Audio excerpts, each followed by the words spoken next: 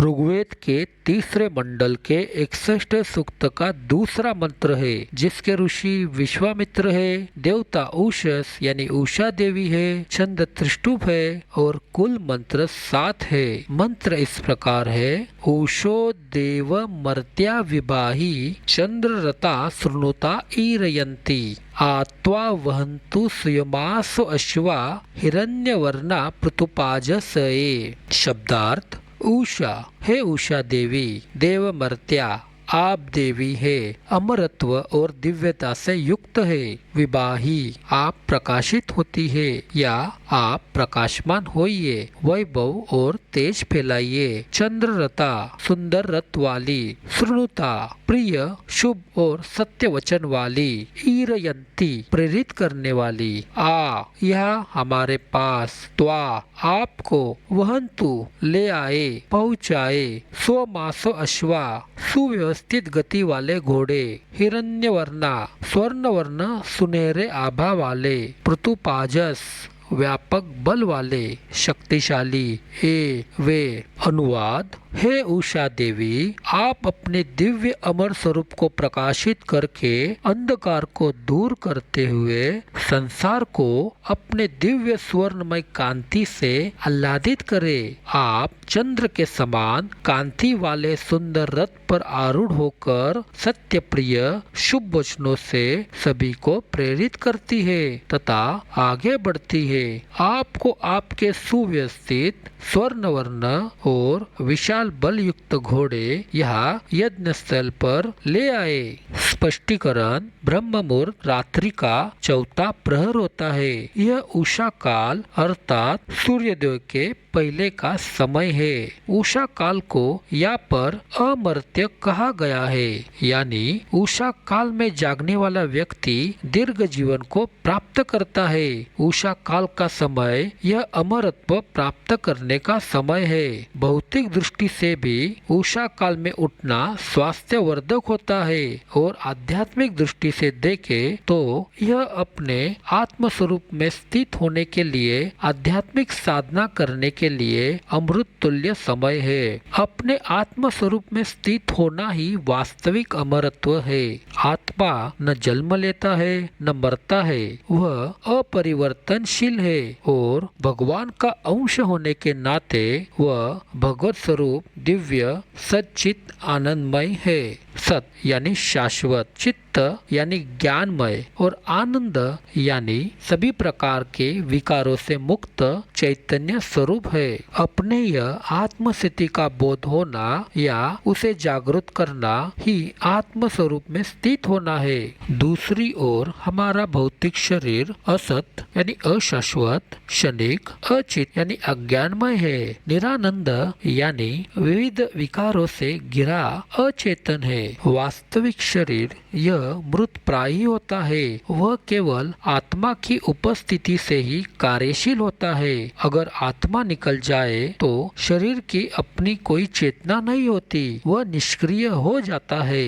ऐसे शारीरिक चेतना में जीने वाले मनुष्य जो अपने दिव्य आत्म स्वरूप को भूल के खुद को यह पंच भौतिक शरीर समझते हैं, वह इस शरीर की तरह मृत प्राय जीवन जीते हैं। वह लोग शरीर छोड़ने और धारण करने वाले जन्म मृत्यु के चक्र में घूमते रहते हैं। इस प्रकार ऐसे लोग विष तुल्य मरा हुआ जीवन जीते हैं और जो मनुष्य अपने आत्म स्वरूप में स्थित होता है वह इस भौतिक शरीर से निर्माण होने वाले तीनों गुणों के विकारों से ऊपर उठकर निर्विकार होता है और अमृत तुल्य जीवन जीता है। वही मनुष्य जन्म मृत्यु के चक्र से छूटकर वास्तविक अमरत्व प्राप्त करता है। उषा देवी को श्रृणुता ईरयंती यानी शुभ वचनों को, सत्य वचनों को बोलने और उन्हें बोलने के लिए प्रेरित करने वाली कहा गया है। उषा काल में आत्म जागृति के साधना में लगे हुए व्यक्ति की मनोवृत्ति भी उत्तम होती है और मनुष्य प्रिय सत्यवानियों को ही बोलने वाला होता है। वाणी की तपस्या के बारे में भगवान श्री कृष्ण भगवद गीता के 17वें अध्याय के 15वें श्लोक में कहते हैं कि अनुद्वेग करम वाक्यम सत्यम प्रिय प्रिय हितम च यत् स्वाध्याय अभ्यासनम चैव वाक्मयम तप उच्यते। सत्य, प्रिय लगने वाले हितकर तथा अन्यों को शुद्ध न करने वाले वाक्य बोलना तथा वैदिक शास्त्रों का नियमित पाठ करना, यही वाणी की तपस्या है।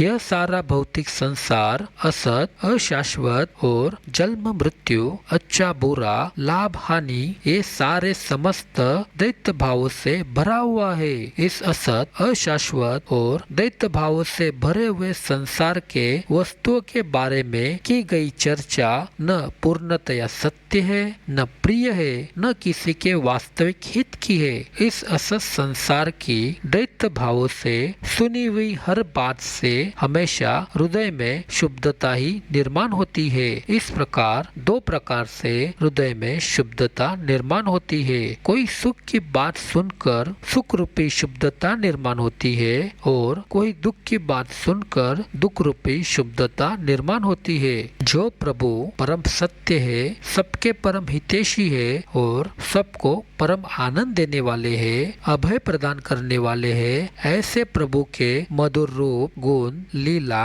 नाम, शास्त्र वचनों के बारे में की गई चर्चा ही परम सत्य है और हमारी हृदय की सारी शुद्धता मिटाकर परम शांति देने वाली, परम प्रिय और परम कल्याणकारी है। इस प्रकार उषा काल में आत्म जागृति में लगे हुए व्यक्ति को सदैव सत्य प्रिय शुभ वचनों को ही बोलने की प्रेरणा मिलती है। उषा देवी के अश्वों के लिए सुयो मासो अश्वा यानी अच्छे प्रकार से नियंत्रित किए गए अश्व जो पृथुपाजस यानी विशाल बल वाले हैं। यही अश्व उषा देवी को यज्ञ के समीप लाते हैं। समस्त यज्ञ के परम भोक्ता भगवान विष्णु है। उनकी प्रसन्नता के लिए ही यज्ञ का प्रयोजन है। वास्तविक यज्ञ के समीप जाना यानी भगवान विष्णु के चरण कमलों के समीप जाना है, क्योंकि विष्णु ही यज्ञ स्वरूप है जो हमारे हृदय में परमात्मा रूप में स्थित है। हमारा शरीर यज्ञ भूमि है